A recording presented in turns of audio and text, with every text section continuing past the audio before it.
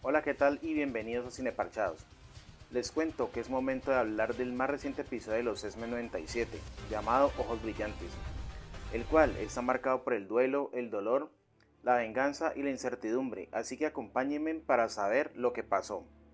El episodio inicia con el funeral del querido Mon Ami Remy Lebu, acompañado por los miembros de los X-Men y el gremio de ladrones.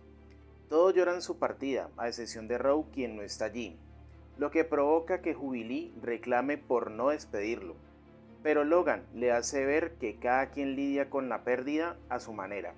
Luego vemos a Rogue enfurecida, llegando a una base militar comandada por el general Ross, con el objetivo de encontrar la ubicación de Henry Gyrich y Bolívar Trask. Mientras tanto, en la mansión, Cíclope habla con el presidente Kelly, buscando el apoyo necesario para ayudar en el rescate de los sobrevivientes que aún se encuentran en Genosha. Sin embargo, una vez más, les dan la espalda. Así que los X-Men van a Genosha y al llegar se dividen para ayudar. Entre tanto, Rogue llega a una nueva ubicación para encontrar más información acerca de Gyrich, pero es interceptada por el Capitán América, quien también se encuentra tras el mismo objetivo. Así que comparten información con Rogue sobre la posible base a la cual lo trasladaron. Y aquí podemos ver que quien está detrás de todo el operativo de reubicaciones es la organización Cero Tolerancia. Continuando, Rogue, al ver que el Capitán América está dispuesto a ayudar, le propone ir por Gyrich, pero él prefiere esperar las órdenes, algo que Rogue no está dispuesta a hacer, por lo que simplemente se va. Eso sí, no sin antes mandar a orar el escudo del Capi. De nuevo, en Genosha, Will y Roberto se encuentran ayudando, pero al ver que toda la situación es incierta y que según los rumores se avecina una guerra, Willy alienta a Roberto para que éste se sincere con su familia. Mientras tanto, Hank y la reportera Tris Tilby están dialogando sobre los últimos sucesos, pero al tener puntos de vista distintos, Bestia prefiere alejarse. Luego, Rogue llega a México y se da cuenta que Gyrich no se encuentra en una cárcel, sino pasándola de lo lindo en un resort. Y antes de que pueda ser interrogado, Gyrich le asegura a Rogue que no tiene conocimiento del paradero de Bolívar Trask. Sin embargo, Rogue quiere respuestas, por lo que le da un suave toque, revelando así una visión de Bastion y Nimrod. De nuevo, en Genosha, Cíclope y Jean se encuentran en la búsqueda de posibles sobrevivientes y mientras hablan de cómo se sienten, Jean percibe el poder telépata de alguien, por lo que todos acuden para saber de quién se trata. Al llegar se dan cuenta que es Emma Frost, quien a su vez ha tenido una transmutación de su cuerpo en diamante.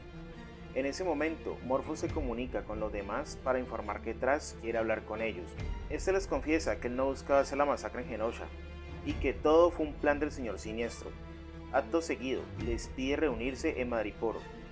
Por otro lado, Will y Roberto llegan a visitar a la madre de este, confesándole por fin que él es un mutante, algo que sus padres ya sabían, pero por el estatus de su familia, le pide que todo quede en secreto. Luego Nightcrawler encuentra a Rogue, quien finalmente llora inconsolable la pérdida de Gambito, recibiendo a su vez el apoyo de los demás.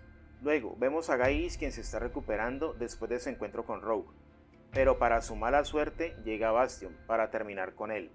Finalmente, los X-Men llegan a la ubicación que Trask les dio y allí descubren que están trabajando en nuevos y mejorados centinelas. Pero debido a lo ocurrido con los mutantes en Genosha, Trask ya no quiere continuar, pero es detenido momentáneamente por Rogue, quien busca que le dé más información.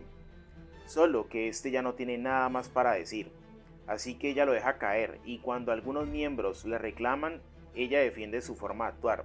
De repente, alguien la golpea fuertemente y no es más que Trask transformado en un Centinela Prime, iniciando una batalla en donde cada uno explica sus habilidades. Sin embargo, son derrotados. En ese momento llega Cable, quien ayuda a derribar al Centinela Prime. Por otra parte, Jean percibe sus pensamientos y es así que Cíclope se da cuenta que él es Nathan. Él les advierte que Siniestro trabaja para alguien mucho peor. Luego vemos a Siniestro y a Bastion reunidos, mientras descubren que el profesor Charles se encuentra con vida gracias a un satélite Shi'ar. Por último, el episodio culmina revelándonos que Magneto está vivo, pero Bastion lo tiene atado y bajo su control con un collar de supresión mutante.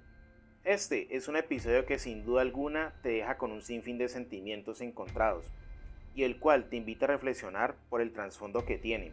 Además que cada vez te dejan con ganas de saber cómo continuarán en la recta final. Y es que es verdaderamente interesante cómo han sabido adaptar los cómics desarrollando una historia cautivante. Para terminar, quiero agradecer el apoyo de los nuevos suscriptores y también recordarles que si aún no te encuentras suscrito, ¿qué esperas? Suscríbete y activa las notificaciones para que así no te pierdas ninguno de los siguientes contenidos. Recuerda, además darle me gusta y dejar en la caja de comentarios qué te pareció este episodio. Así que sin más, hasta la próxima. Chao.